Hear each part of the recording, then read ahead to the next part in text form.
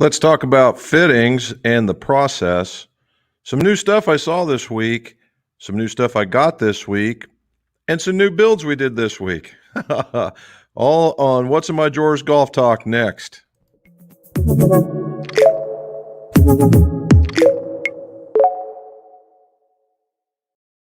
Welcome back to What's in My Drawers Golf Talk. Jim McCleary here. And why is it What's in My Drawers? Because old club makers and club fitters are tremendous pack rats.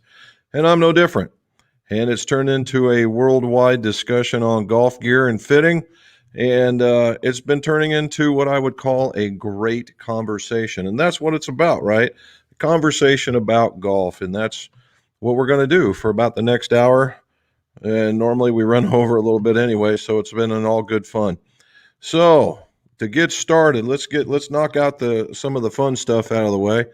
Pga Tour, right? The Zozo Championship in Japan. Everybody understands that Hideki Matsuyama won in commanding fashion at 5 plus the field, right? Minus 15, to Brendan Steele and Cameron Tregale at minus 10. Both gave it a shot, but to no avail. It was a pretty impressive field. And as usual, we get down to the bottom. It didn't look like there was any cut marks. And so the last fella on the list was Ruji Imada, and he was plus 17. It looks like he struggled a bit. And I saw on the senior tour that our friend, the German, he won it again. He's just on fire one more time. So good for him, right? Good for him. And then we'll start into some of the stuff that we saw. So the Callaway rep stopped by. And again, I'm under the embargo restriction, so I can't exactly tell you or describe to you what's going on or show you what's going on. However, what I can tell you is the new clubs that are coming out are going to be pretty good. All right, they are going to be pretty good. They're not going to have that funky feel. Every once in a while you just see something that just, no, that's not it. This is definitely on the opposite end of that spectrum. I think I can tell you the new name is going to be called a Rogue. All right, they're going to keep the name, and no, it's not going to be in that blue color again, and no, it's not going to look like the Rogue. It's it's its own new model, right? Its own new model, and driver, fairway wood, hybrid, clubs, whole 9 yards, right? The wedges, the current wedges are going to stay in the lineup for a little bit longer. They've been doing very, very well, so they're going to stay in longer, especially now that they've introduced the full toe. The two of the biggest improvements I saw were truly in the golf ball. They redesigned. Everybody does it, right? They redesigned the Chrome Soft, the X, and the XLS, and they're claiming that the ball, the Chrome Soft, and the Max X, or the Chrome Soft XLS, is longer, and not by a yard or two, but the number 4 yards, 4 and some change was coming out, and to make the ball a little bit softer in the LS, and they added or changed one of the mantles in the Chrome Soft, and it looks pretty good. Now of course I haven't hit it yet. I've got a sleeve of the new XLSs to play with, but I think that's going to be a video. And then one of the new things is Mr. Toulon has been busy in the shop. There's going to be a new mallet putter. Looks kind of cool. It's not very busy. Nice sight line on it. I think it's going to be nice. And there's going to be a new putter that's going to be we'll call it blade based. That's probably the best way to describe it. Blade based. It's going to have a lot of MOI in it. The coloring looks pretty good, and there will actually, and for all those of you and me included, there's going to be a center shaft. So that has something going for it. So that's really intriguing. We're going to see what's going to happen when they release it, but hopefully I'm on that list of folks that they're going to let it get to in the very near future. and we'll see from there. And what just popped in today, but that. The STG. See, we got slider here and a slider down here, and then you have a slider in the back. Good looking club. It feels like there's a lot of weight on the bottom. Still has the wave technology. The crown, very, very nice. Look at it, it's so shiny you can see the computer in there. Right? Face right there. I think the face might look a little taller at address, might be a little taller, which means that at address it might have that smaller feel. That's the 9.0. So now I need to get this shafted up with the new fitting system and get a righty in here that can smack the ball, and we'll see how it works. So the other part is, if you see right over here, there, right there, I've done a little redesign. I've added those the Vertex shafts, and so I had to add. You see the line right there. There's another one right up in here. Added another line to put more shaft holders on, and then if you look over here, I've done some moving around, so I have some space. So I'm not done. I'm not quite done yet, but I have to say, the Vertex have been a surprise, right? I thought they'd be good, but not as good as they've been. I've put them in these Mizuno clubs, and they seem to marry up. You know, you get certain shafts that just marry up with certain heads just naturally, and this is looking like one of those. I had a couple fellas in here hitting, and and it's stupid to say. Well, it's not stupid to say, but it's different to say that I had a 12-year-old in here, and the 12-year-old I got him throwing it out to 240 with that setup. 12 years old, 240. Guy's got game. He's a pretty big boy, and not so much this way, but he's a taller guy, and he can throw the club around pretty good. He's certainly hitting what I would call into the regular range. He was swinging the club in the low 90s.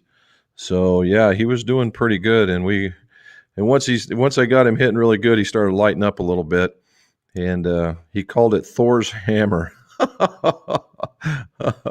But he ended up doing really good with the red, and the STX, the regular one. So it's turning into something, and I've used them in a couple other clubs. They're very, very nice clubs. So that's a positive. Alrighty, so to start off with some pictures and then results, we also got that in this week. Okay, we got that in this week.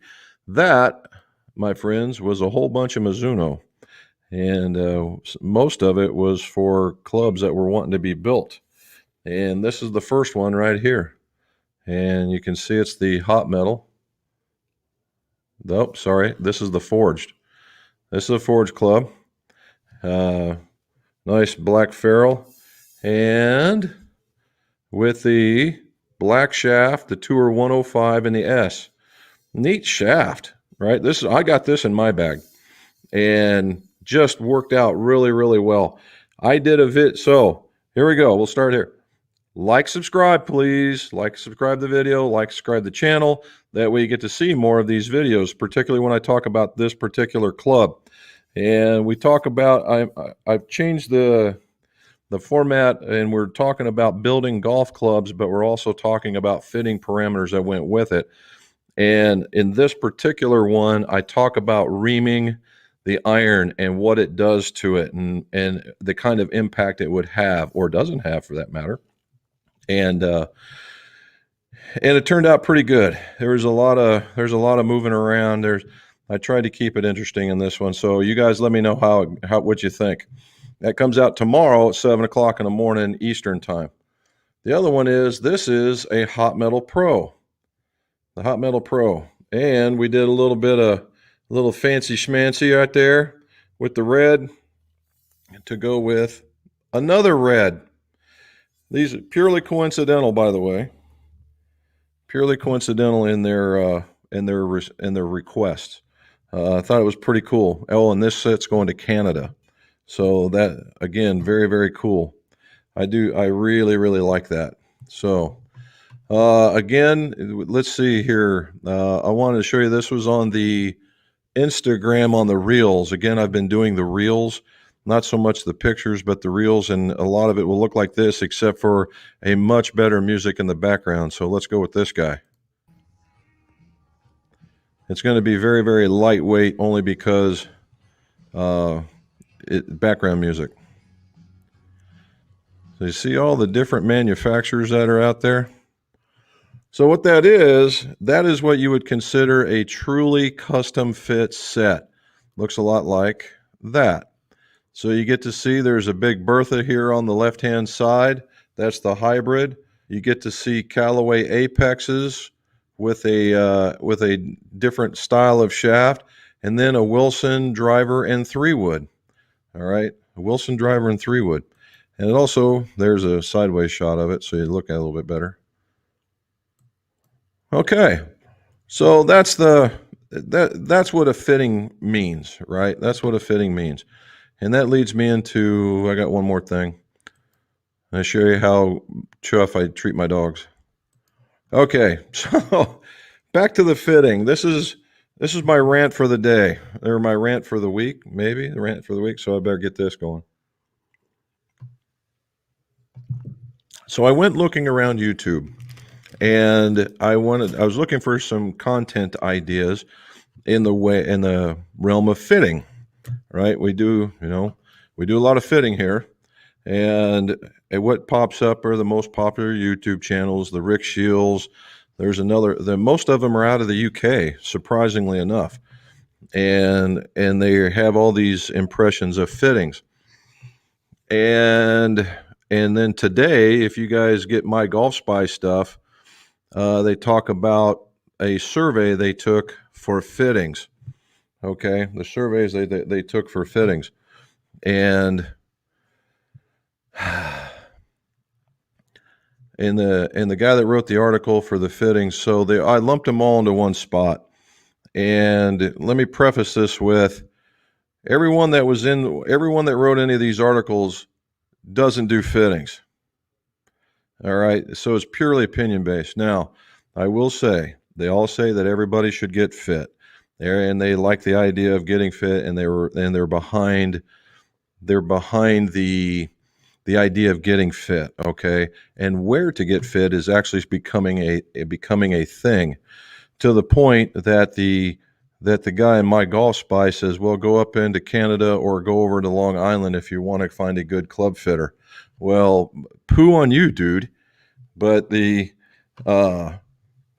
the funny part is, I know both those guys, and they are quality club fitters, but they're not the only ones. And for this guy to say that, I guess it's just salt in the wound for me. Anyway, the guys were talking about how they would change it. Now, in the one article I was watching, Shields, he was talking with a guy whose experience was fitting in big box stores, i.e. not really.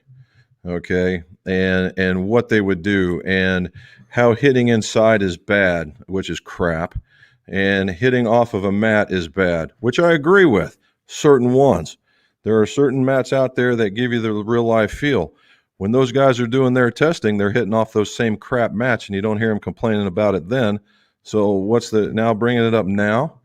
So I just get perturbed on these little bits of things, and then they get all excited about, well, we need to hit more than one iron. Now, what does that mean? I thought maybe they want more than one model, of which, again, I would agree with. But no, they want to hit more than one model, more than one club head of the same model.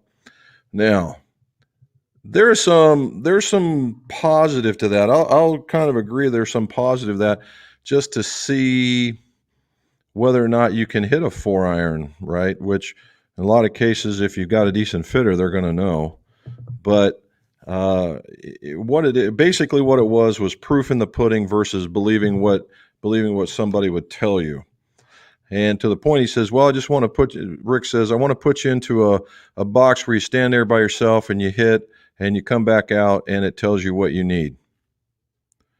Really? What kind of sci-fi adventure have you been on? And I said, my response was, well, I want to do the same thing for a guy you tell me a lesson how to swing all 14 clubs after I come out there.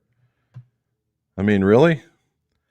And they talk about all these things about hitting golf balls and hitting range balls only. No, not necessarily. Hitting regular golf balls. Yeah, hitting regular golf balls.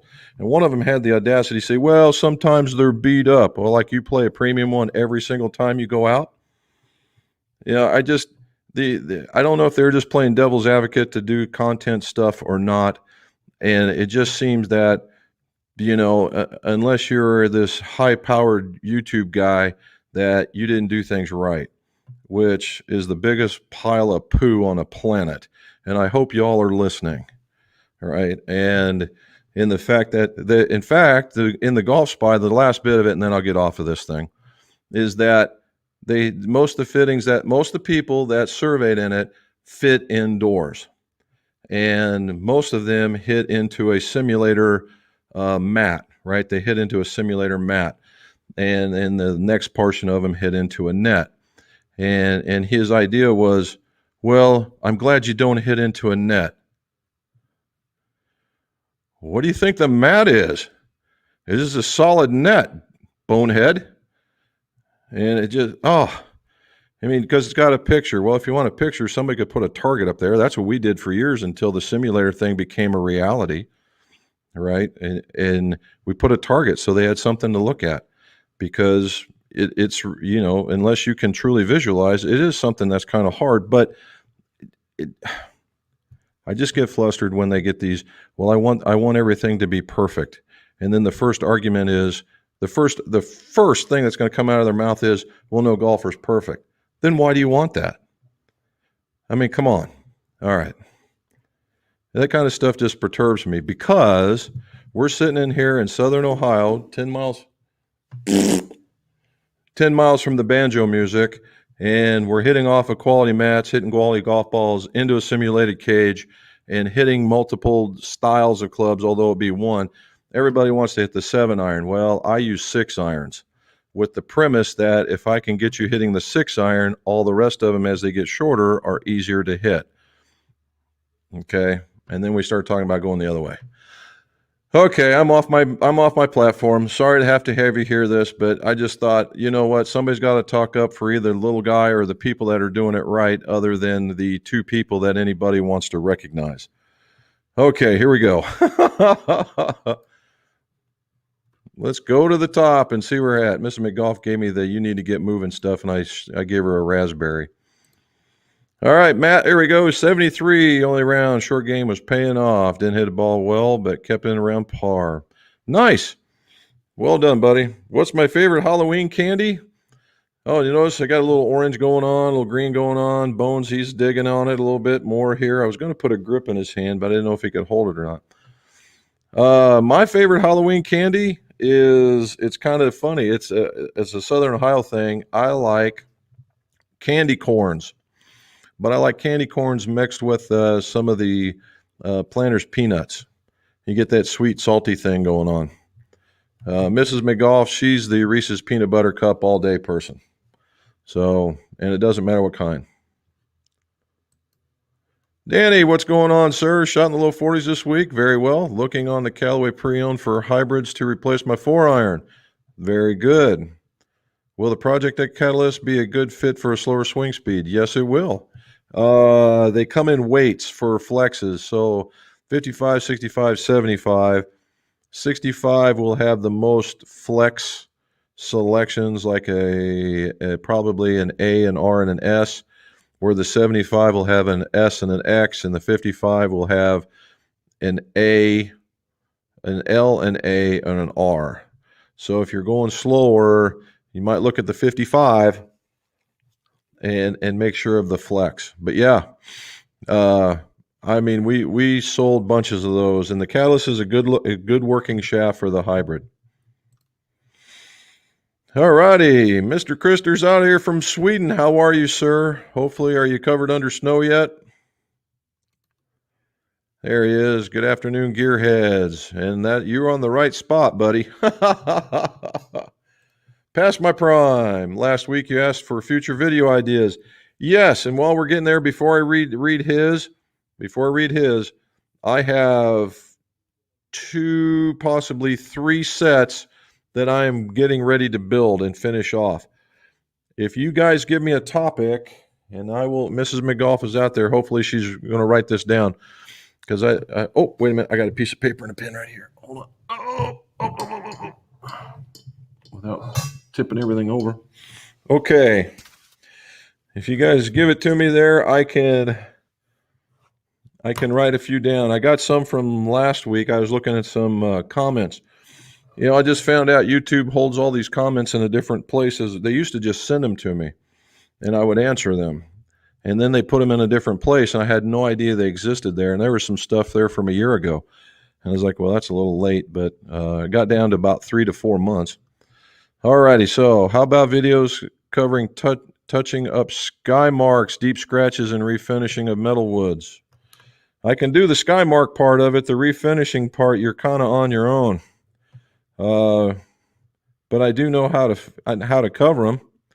Let's do that. Writing that down. Okay, I got it, bud. We will talk about it. There's Krister again. Here they have closed all the golf courses season. Now I'm planning winter training. My shoulder is still not well, and the physiotherapist I went to see gave me some exercises. Well, good for you. Before you start getting back in there and re-injuring that, you want to make sure that you're healthy before you get started. So, take care of yourself. Dave, what's going on, sir? Happy Halloween to you. What a spectacular week. Well done. Good job. Can you give us an update on the all-fit system you've been going on for a while? Pros and cons. Thanks. Yeah.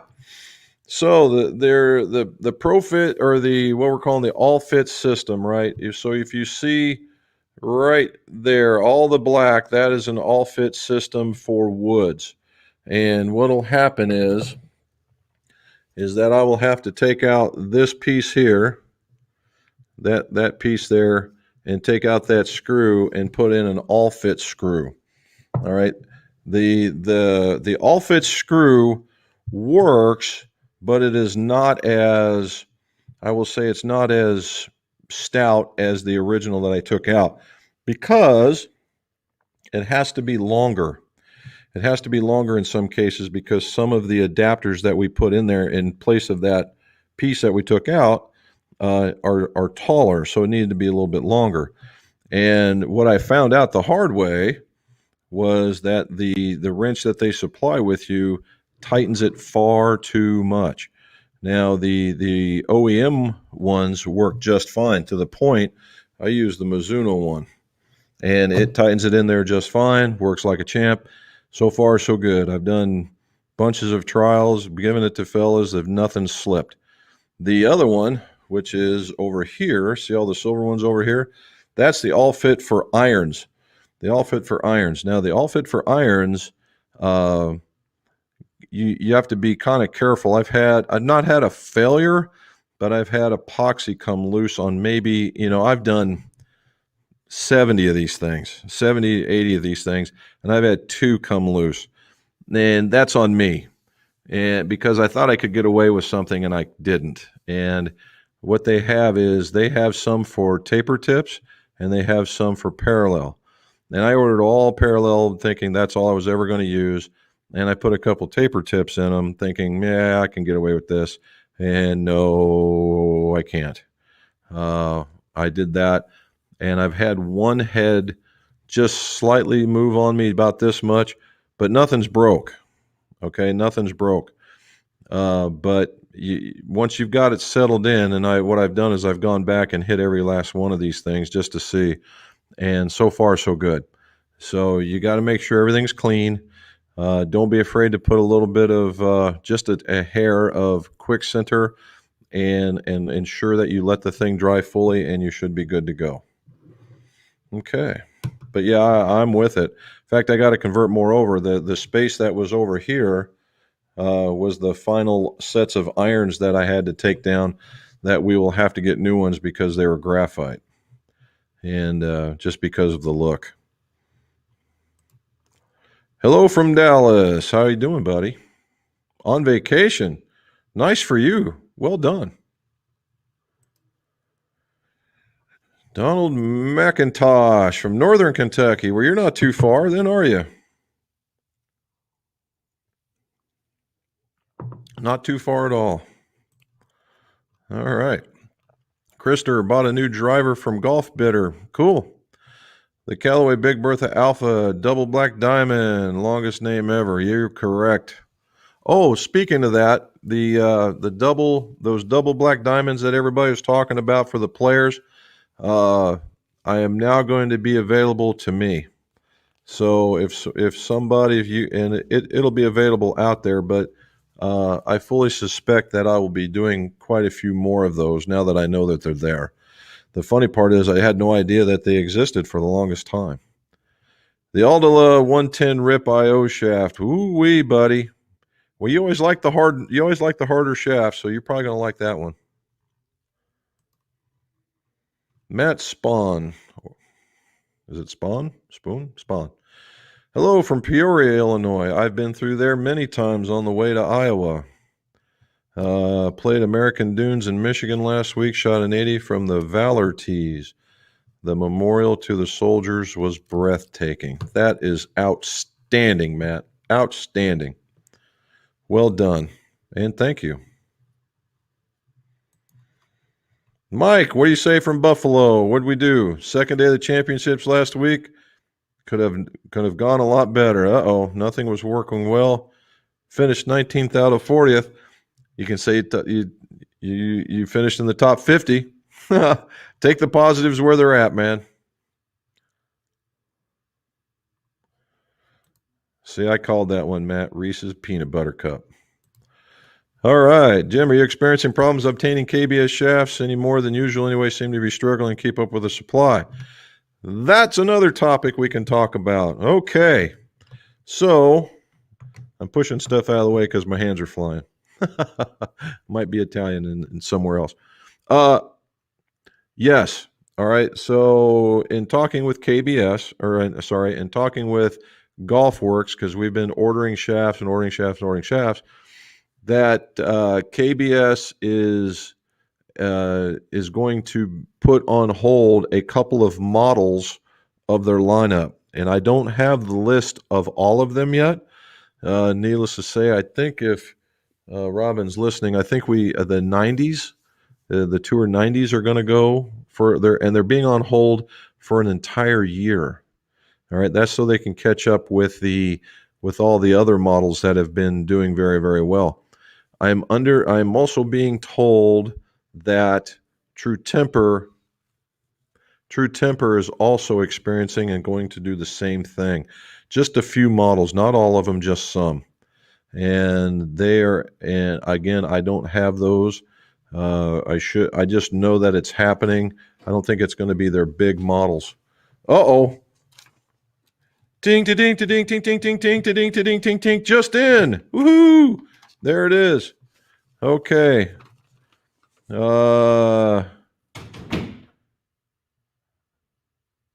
Alrighty. Print or mark in your catalog some way customers are looking for anything, if any updates in the shaft world not moving forward from today. Okay. So Tour 105s. Wow. Tour 105s and the 370s will not receive any of these shafts. They're dropping these. So this is for a full year. So the Tour 105s, this is according to what I'm being told. The Tour 90s, 370s, and 355s. There's some POs being fulfilled, then they're going to be dropped. Wow. And then suspended. Oh, and then suspended for 2022. So those are just being dropped. And then for 2022's FSTs, 90, 115, 115 stepless, 125, and 125 stepless. Holy cow.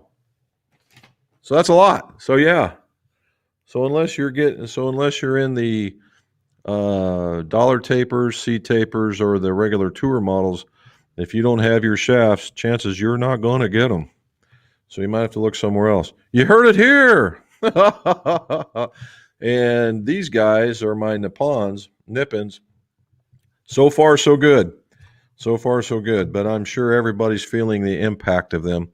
There was one model they were going to release, but based on the availability, it's only going to be in Mizuno's stable for a while until they get caught up, and then it'll be an aftermarket number. All righty. Mark, how you doing, buddy? From Finley, he's watching. Thank you, sir. Matt, Sally loves those. I'm a Hershey's guy. Yep, I can dig on Hershey's. There's Patrick. What do you say, sir? Hello, golf people watching me golf tonight on my sim. I'm larger than life. All right. Cheers from Wisconsin. Well done, sir. Ian Shepard, how are you? Hi, how are you, Ian? What we got here? Use Elevate 105 stiff and my Apex Pro 19s. Good club. Good shaft. I have a Mizuno Hot Metal Pro 4 iron that I want to be used. But it's a 3.7, not a 355. So what is comparable to the Elevate?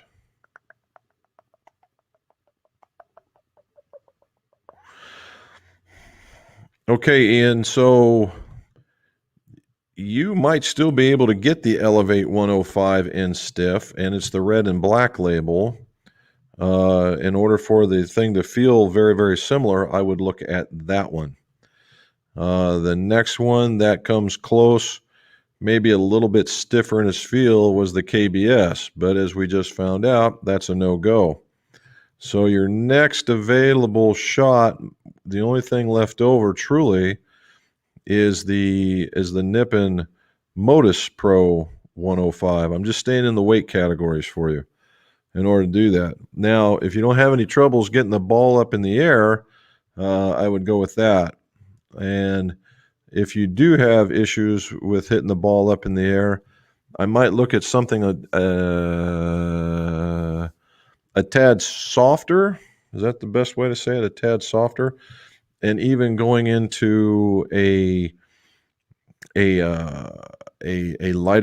lightweight graphite shaft, making it more kind of like a driving iron at the 4.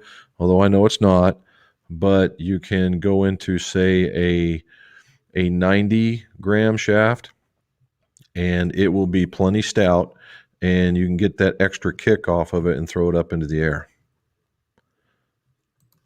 All right. Do you play or recommend different clubs for late fall or winter golf? Not necessarily different clubs, but a different golf ball.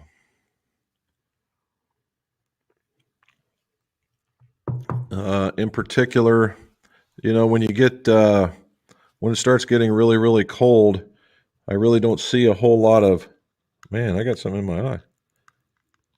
I don't see a lot of difference in the golf ball when it's cold, and you can use a second tier golf ball and get away with it, and that way, you're not hurting the good ones, so to speak. But I go with a slightly. You want to try and get like the softer golf ball because it's just going to get hard playing in the cold.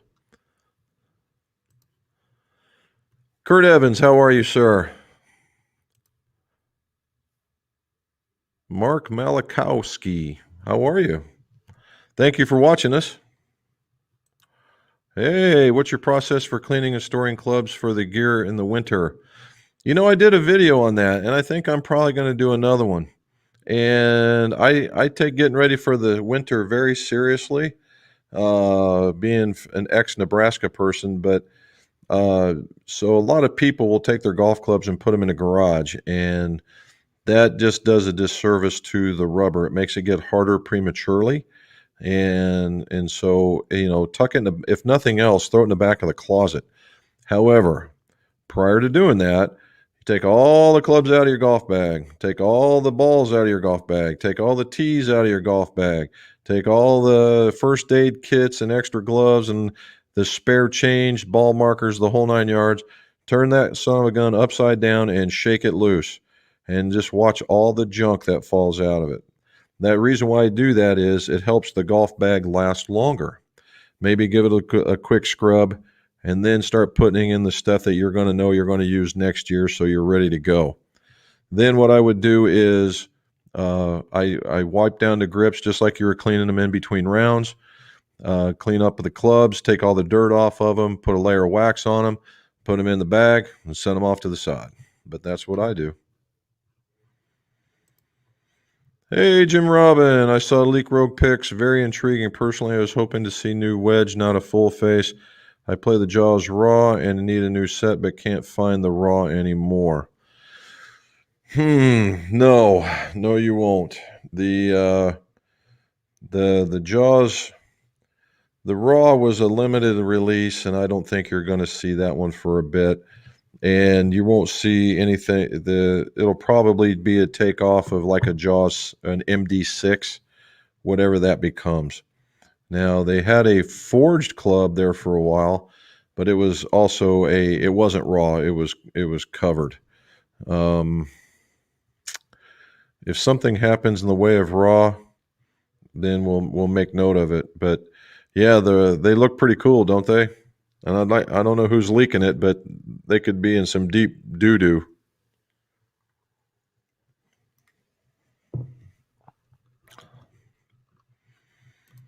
Duke, bad week, 83, 83, 81. 2 bad holes each round. What's your favorite putter line? Well, my favorite putter line. I don't know. The thing is, I don't know if I have one. Back in the day, I could have told you it was Kirk Curry. And only because of the ability to change the weight drastically, and the milling was really, really cool. The only thing that was different about the club is that it had a bendable neck that you would bend first prior to putting, because we assembled these things, and you could bend in loft, lie, offset, the whole 9 yards with this. And it was a steel, a chromed out steel neck. It was really kind of neat, but it looked kind of funky. And that's probably what held it back.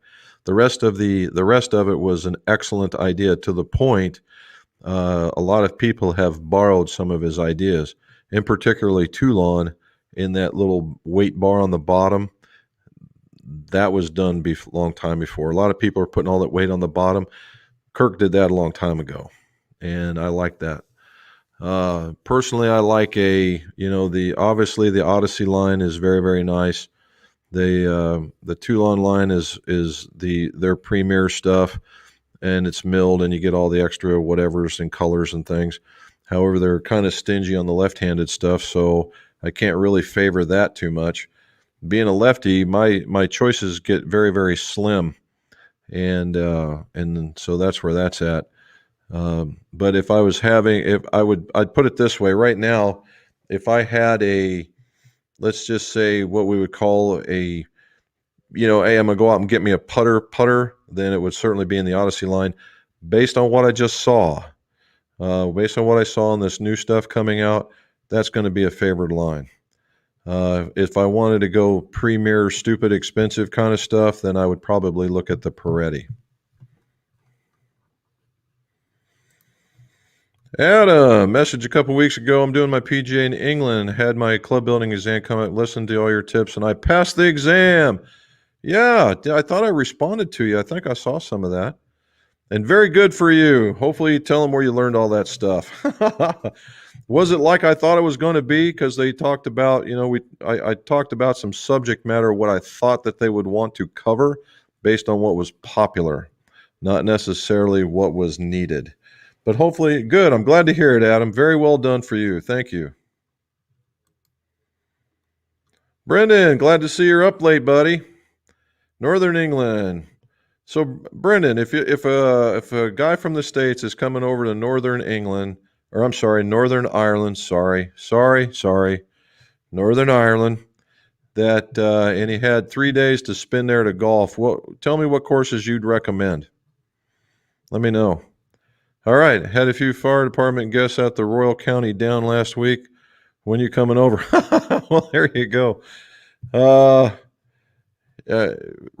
and I, Mrs. McGolf and I, have been talking about that off and on for the last 2 months now, about going back. And Northern Ireland and back over to Scotland is certainly the thing. And Northern Ireland is where we want to go to, because I assume that most of my ancestry comes from there. I know ancestry, but and it's pretty cool. But yeah, I would certainly, when we go over, that's certainly where I want to go. So it's just a matter of convincing Mrs. McGolf when we need to go. Slats, thanks for doing these chats. I'm learning a lot from them. Well, good. And keep up the good work. Thank you so very much. When you cut shafts to a certain length, do you allow for 8-inch thickness of for the thickness of the grip end? Typically, no, I do not. There's two ways you can look at that.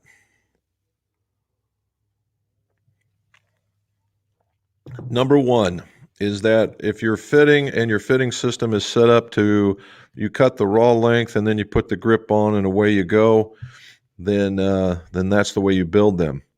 But if you're doing a test and you're measuring and you have to have a certain golf club length, then yes, you have to take that into consideration because it's measured at the shoulder, right? The shoulder of that grip.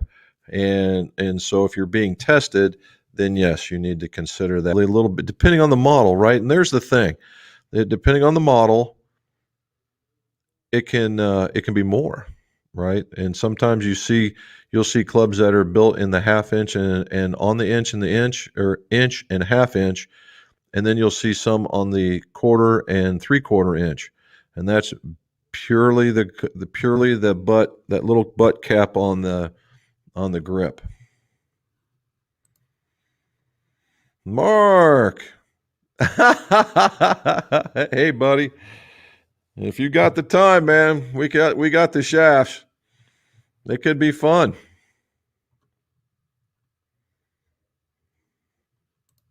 Slats, here we go. Can you recommend a golf shaft measurement tool? I saw a bench mounted ruler on GolfWorks website for about $100. When you mean a golf shaft measurement tool, what is it you're looking at? If you're looking at just a ruler to measure the length of a golf club, there's an Accumade is the one I've used for years. And basically it's a ruler with a, let's see if I can do it this way. There we go. There's a ruler that would stick out this way, and then it's got a piece that goes so you can sole the club into the playing position like that. And then there's a piece that comes in here that squares up with the lines. So it's kind of a twofer, and it's a double check. And I think that's a really good thing. They have GolfWorks has something like that with the piece taken out so you can do putters. It never really took off, and I don't know why. I thought it was very ingenious, actually, to take that little piece off and make room for the putter. But I don't know why it didn't keep in popularity. But look up the Accumade one. But they all have something like that, right? Something that you set that thing against, and then a piece that goes into the score lines. Mr. Joe, how are you, sir? Got a question. And for you and the crew, does anyone else subscribe to the theory of not washing your golf towel during the golf season, so you don't wash out the luck? Personally, no. I wash it infrequently, and I base it more on the dirt that it acquires. Because if it was about the good luck, I would have washed that thing about 3 or 4 times this year.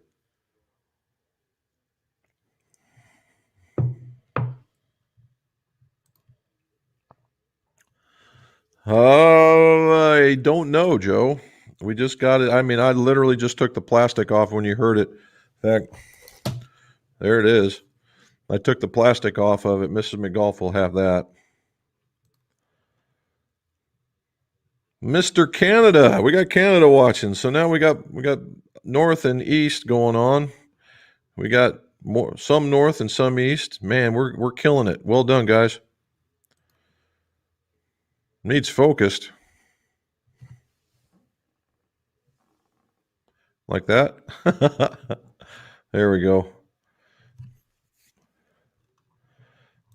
S. Young, how are you, sir?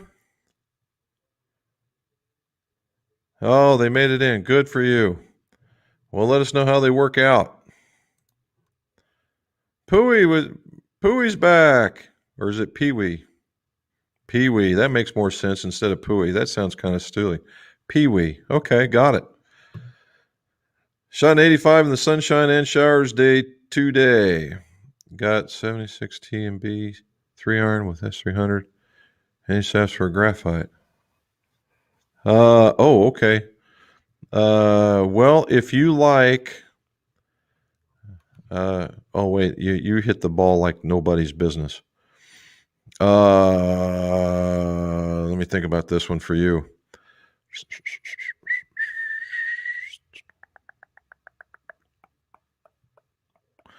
Okay, a couple I would think of. Number one, Acra makes a constant weight graphite shaft, and they get it up into the 95, maybe a little bit higher weight class.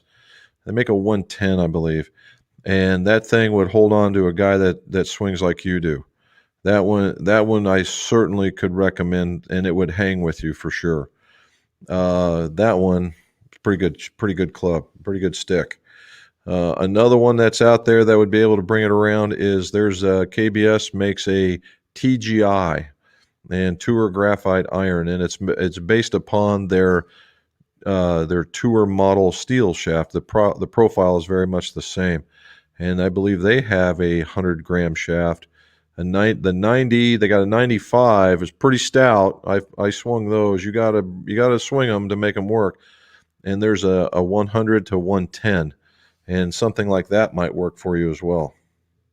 And the ones that are KBS will only come taper tip, which may very well go with that 716. All right.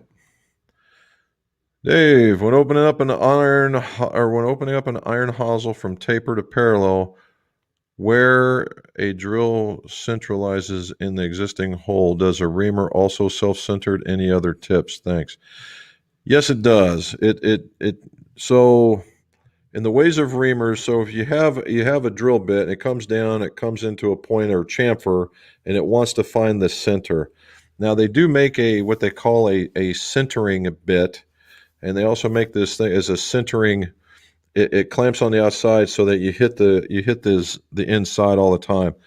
I don't necessarily subscribe to that, but if you had to be absolutely perfect, then yeah, you would want one of those. It's a machinist thing. However, in the reaming world, I use a spiral flute, and then at the bottoms they have a 45 chamfer on them so that they will find center with the chamfer that is in the hosel. Okay, you don't want one that just comes straight off and it comes that way. That doesn't work out for me very well. But you get one with a chamfer in it, and yes, it does exactly what you're asking. All right, if I have Monster in the sim, he barks in the backswing and goes bonkers. Yours seems pretty laid back. Yeah. Well, they don't come in here, man. They don't come in here at all, except for when the little one thinks I might have some food. Then she's in here forever. All righty. Get down here. Joe McGall from the course for a club review. You're about the third person that said get on the course. And a couple of the courses down here are very picturesque. I would, particularly right now with all the colors that are happening. Southern Ohio, I have to say, in the mountains in the fall, very, very picturesque. Tons of different colors. Certainly something to do. All righty. Bobby, what's up, buddy? Recommend that we'll finish an iron. Isn't doing it until 2022. Huh.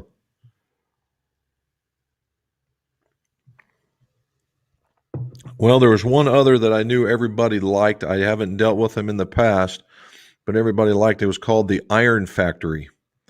I believe they're still out there doing it, and they do excellent work. It's called the Iron Factory.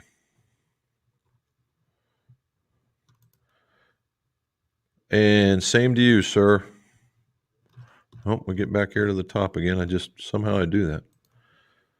Broderick, great idea. There you go.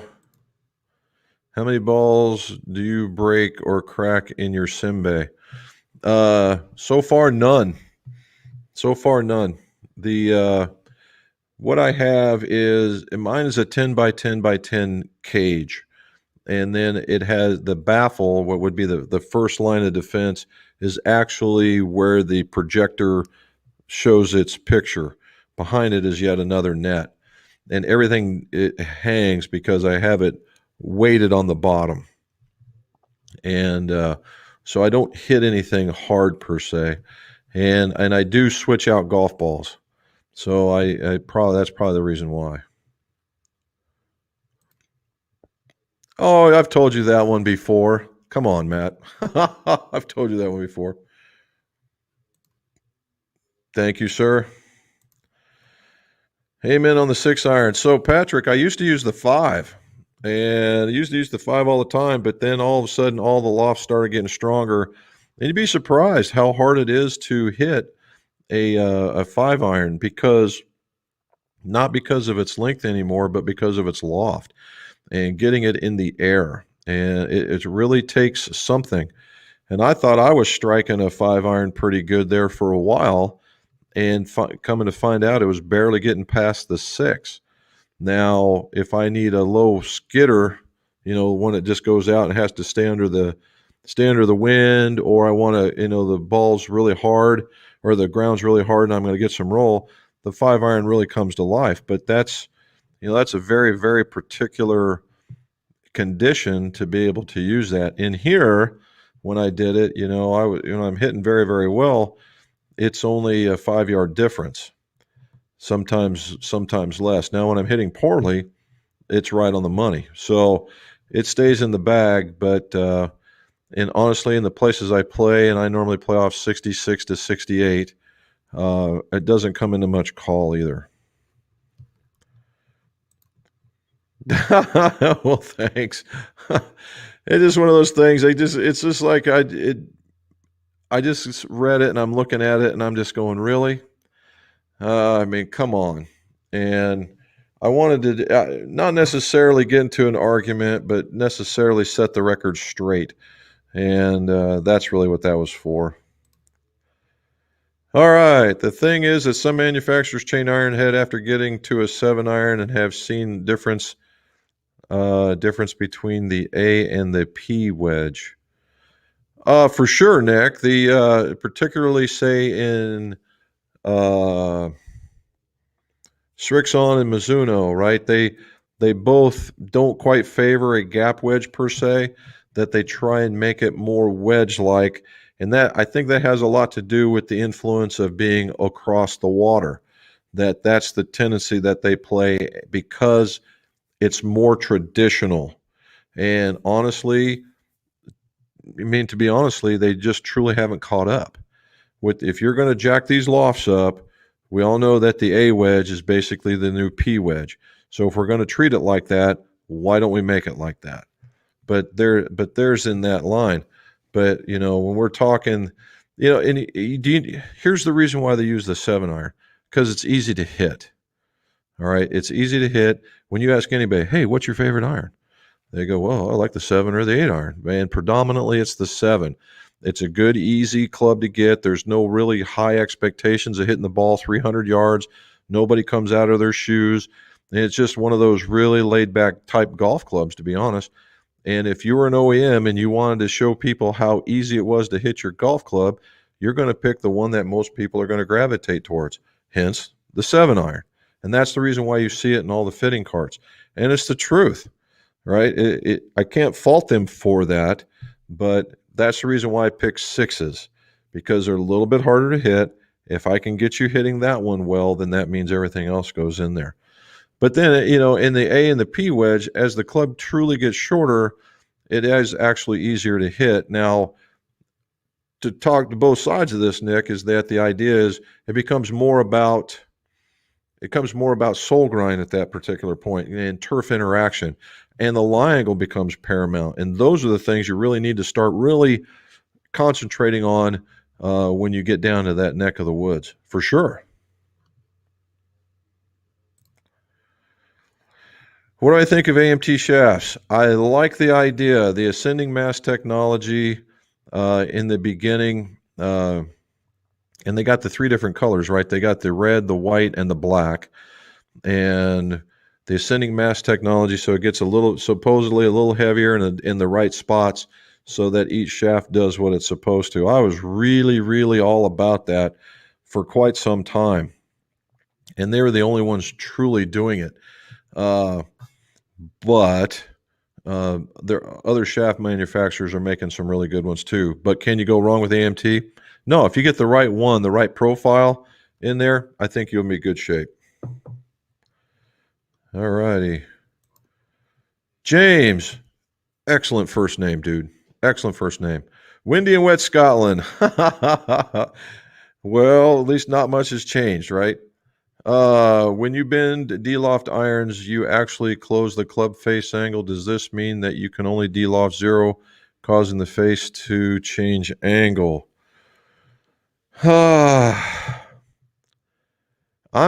James, I am not sure where that comes from. I'm truly not sure where that comes. When I D-loft an iron, particularly in the Mitchell, and I pull it straight towards me at the angle that it's at, I don't see me closing the club. I see me taking loft off of the club. I get this question about once every other week. Can I take the offset out of a club? No. I know in the day somebody probably thought that they could. And if you did, it was with a tremendous amount of effort and a bunch of mangling of the iron. There are probably some point if you're closing the club, I mean the face angle is square and it actually comes in when you de-loft it, then you're not grabbing the iron at the right spot. And it's just the same thing as opening the club. I think that has more to do with if I told you that it was de-lofted if you changed it and you closed it on your own. But if I was to turn around and just hand it to you and say, here, I made a change, you probably wouldn't notice that. So I have to think initially that maybe somebody might be grabbing it improperly. Peter, Syracuse is in the house, and I am totally digging on that picture, man. Very well done. All right. Slats, good call in the cannon order. All righty. Mrs. McGolf hates those things. She absolutely hates them, and she won't have anything to do with them. But every once in a while, I'll go in there and, like after Halloween, I'll grab a bag and throw some together, and I'll eat until I feel a cavity coming on, and then the rest of them go away. Patrick, what is that? What does that say? Shank Shack. Okay. Idea for a video: how flow changes when you reorient the shaft. Address the viable tip. How many flight characteristics? Okay. Let's see. I'll write that one down. Flow change driver. I think I can do that. Okay. Jim, thank you for responding to the email on Sunday. You were correct. M5 woods were 3/8 longer than my R9s. Good. Good. I'm going to a 75-gram shaft. Hopefully it will be it. I think so. I think that once you get them into that feel that you like, and that you get them to the length that you're used to, and that was probably what was holding you back a little bit. Before you go to there, I just hack them down a little bit and then put a new grip on it and just see what happens. You may find out that you like it. So what we were talking about is apparently Mark is very sensitive to the swing weight, and he had a set of fairway woods that he replaced, and he went with a lighter. Yeah, he went with a lighter shaft, and all of a sudden the swing weight was heavier. Well, typically that's not the way it's supposed to work. And because it was heavier, there's basically only the two things happen typically. And one, when you go lighter, they make the club longer so that the swing weight comes out to something that they like. That apparently is in this case. What I've been looking at is when I hand golfers here in the fitting that I give them a very light shaft, and a lot of them will remark that the head feels heavier. basically more head feel. And that was maybe of what was happening with Mark as well. All righty. Robin Taylor. Okay. Looking into a new Callaway wedges for an average slow swing. Can you recommend to which degree would be best? Typically, Robin, what we try to do is we try and maintain 5-degree increments in between the gaps of the wedges. So from the gap wedge to the sand wedge to a lob wedge, around that time frame. If you're a slower swinger, you can get away with just a little bit more. Okay, just a little bit more, maybe 6 degrees. So if you've got like a 50, maybe a 56-degree sand wedge, and then maybe even go to a 61 in a lob wedge. I know it's not 6, but when you start getting out there in that distance, it becomes nothing more than a pop-up, and that's not what we're looking for. But certainly in that way, if you're average player, or a little slower, that kind of stuff, I would certainly look at the CBs, the MD CBs. And if you're a little slower and you're smoother, they come with a KBS graphite shaft that is very, very nice in 80 grams.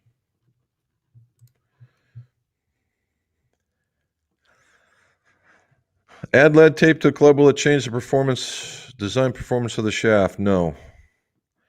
The design performance of the shaft is the profile is the profile. Now, what can happen if you add just a little bit of lead, let's just say 6 grams, 7 grams, you're effectively just adding weight for feel. All right, it's not going to impact the ball flight too much. You can get it to close or open the club ever so slightly, and it's all about where you place that lead, right? And the frequency or the flex will be it'll be like a quarter of a flex more flexible, so imperceivable. It's only when you start getting up into that 10, 12 gram range, dude, things will start changing for real. And I did that. And on another one where actually on this guy, I doubt it was this one because it's not there, but I measured the center of gravities on the pitch and wedge and the 5-iron on this just to see if it would change. And it did. And so that means that they're designing for each club, which is a good thing. Did I try the shim? No, but I should. I just left it off. I just let it out because it was a club that I've in 10 years I may have used it once, and so I need to make room for stuff that we are really truly going to use. So I just left it off. Bill Griffin, how are you, sir? Kind of like that picture in the background. Well done. All right. If one likes a certain shaft, can that shaft be used in all woods? Just cut to recommended links. Thank you for your time. Well, Bill, thank you. No. If you like a particular shaft, and let's start with the driver. If you like that particular shaft, how we say this? If you like the driver shaft from a true temper point of view, they will tell you to go with about 10 grams heavier for the fairway woods and then trim accordingly. And maybe a half an inch or less or a half an inch or more, depending on who you are, and for the 3 wood, and then accordingly for the 5. And that's still just so if you had a 60-gram shaft, 70 grams in the woods, and trim accordingly. That works. And then there are like Acra up in here. Acra makes what I call a family of shafts, and they're dynamically matched. And what I mean by that is, so if you find a driver shaft that works, that they have dynamically matched a fairway wood, so it has a distinct different profile because the head goes from this to that and much heavier, and so that you get the same reaction. And then you would trim that in order to get that same dynamic setup. But if you don't know anybody with the other one, then it's better to go with the other way. Same kind of shaft, just a little heavier. All righty. Nick, pretty wet here in Southern Ontario, sir. It won't be shut. There you go. Here's Adam. There is an assistant's job at Royal Berkshire available. I rang up and applied, so we'll see how it goes. Fingers crossed, because being an assistant there would be awesome. Royal Birkdale. Dude, assistant's job, that's pretty cool. How long does it take? I mean, is there another set of qualifications you've got to do in order to become the a first assistant or the actual head professional? Is there a time limit, or does it just happen to be circumstance? Be nice to know. And good luck. Hopefully you get it. All right. One of my customers changed his swing drastically per his pro, and he needed his PXGs light adjusted a lot. I was able to bend them as much as 4 to 6 degrees up, double those numbers for pucker factor reading. Yes. Now the PXGs, the PXGs are very, very soft. They are very, very bendable. What you're going to want to watch is to see whether or not they come back. If you need to go very, very much upright, I would bet real money if this guy plays quite a bit, right? Plays quite a bit, that they're going to flatten out on him. So have him come back in about 2 months and do a double check just to see, and then that way he'll know. Yeah, those things. Yeah, you can get kind of scary.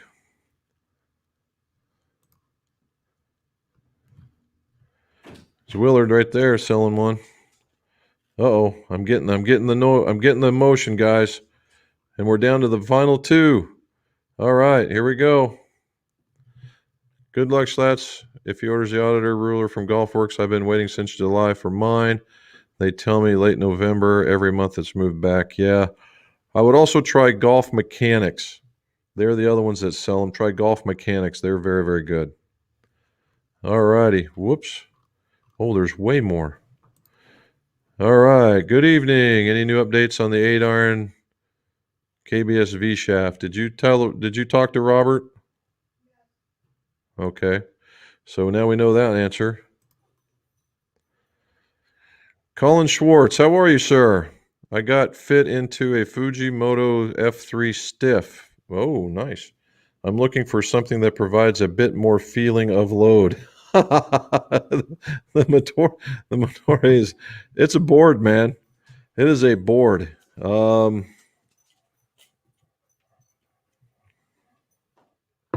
I would say if we're going in that particular range, look at the Project X hazardous line. Look in the hazardous line and either maybe the black or the green. Retired 43, how are you, sir? DS, am I the only one that doesn't get much extra distance out of strong lofted modern irons? If a 7-iron has a traditional 5-iron loft, I seem to hit closer to a traditional 7-iron distance versus the 5. Ooh, I think you would be in a small group, bud. Most people do tend to hit a little further. It could be the fact that the club length isn't working and your quality of hit just isn't doing it. Okay, that's what I would look at.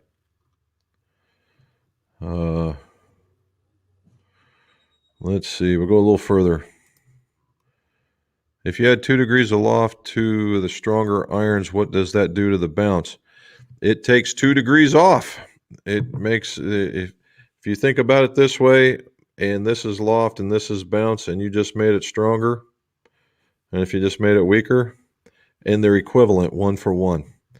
Yeah, so you just made it stronger. So if you have a knife-edged or a very, very small sole, and you just went 2 degrees to the south, basically down, that it's gonna turn into a shovel if you're that kind of person.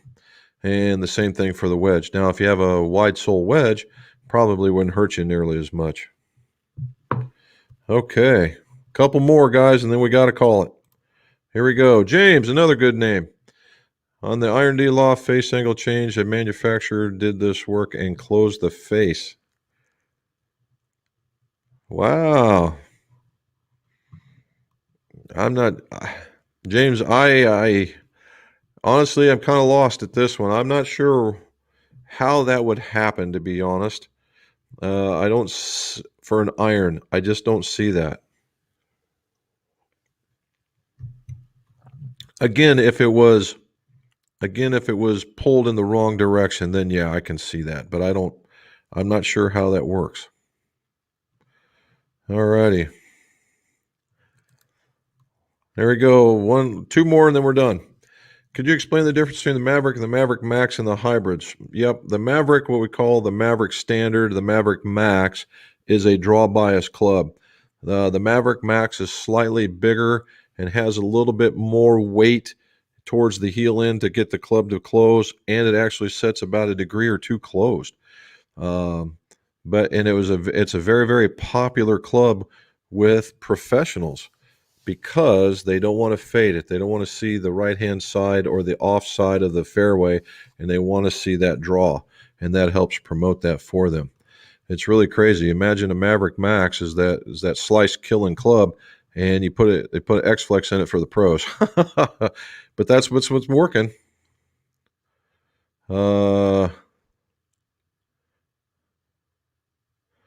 Let's see. Here we go down to the bottom.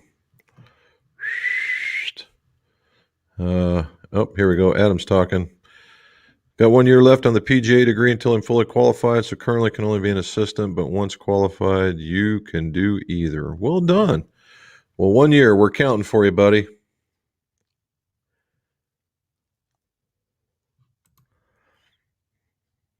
Oh, yeah, so have him bring him back, bud. Here we go. I just switched out the seat taper lights in the seat for the similar reason. Yeah. The seat taper light's actually a little softer. And it depends on, if you were an X Flex is going in there. S's, they should have been similar, but the taper tip ones has always been a little bit more stout. So yeah, something a little bit less and you should be good to go. Alrighty, guys. Mark's asking about the Cobra Rad speed. I've had a couple in here. They look very good, but I've never done any testing. If you get one underneath of you and the thing goes out there a mile, by all means, jump on it. If you struggle with it, then by all means, don't. I know that sounds kind of crappy, but that's what it is.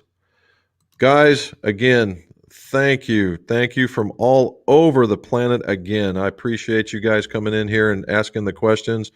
Listen to me rant and rave every little bit.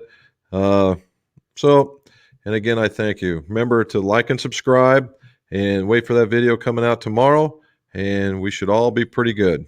And again, let's see your scores. Go low.